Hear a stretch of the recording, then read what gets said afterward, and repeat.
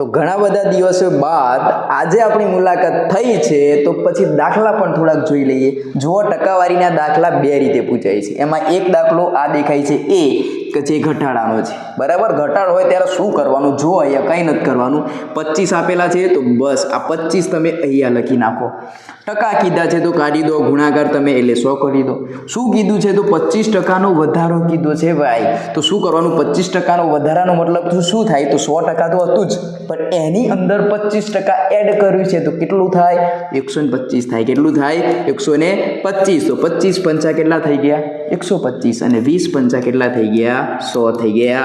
તો આટલો જવાબ કેટલો થઈ જાય લ્યા? તો 20% થાય. કેટલો થાય? 20%. બીજો તમારા માટે સરપ્રાઈઝ છે. આ બેમાંથી એક દાખલો કન્ફર્મ પૂછાશે. રીલ શેર કરી દેજો. જુઓ શું કીધું છે? 10%નો શું થાય છે આની અંદર ભાઈ? તો ઘટાડો થાય છે. 10%નો ઘટાડો મતલબ કે 100 માંથી 10 કાઢી નાખો, કેટલા બચ્યા? 90. બરાબર. જે સંખ્યા તમને આપેલી હતી એ તમે અહીંયા લખી નાખો અને ગુણ્યા કેટલા કરો? તો 100 કરો. આ મીંડી કટ થઈ ગઈ. જવાબ કેટલો આવે? 10 દાન તો 100. 100 ભાગ્યા કેટલા? 9.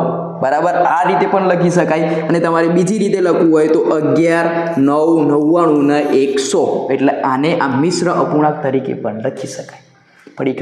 ખબર પડી હોય તો તમારા જે ખાકી ચાહકના મિત્રો છે એમના સુધી આ રીલ્સ જરૂરથી શેર કરી દેજો. અને આવી ઘણી બધી ટ્રિક્સ માટે હું એટલે કે મેથ્સ વિથ ચિરાગને ફોલો કરતા જાજો.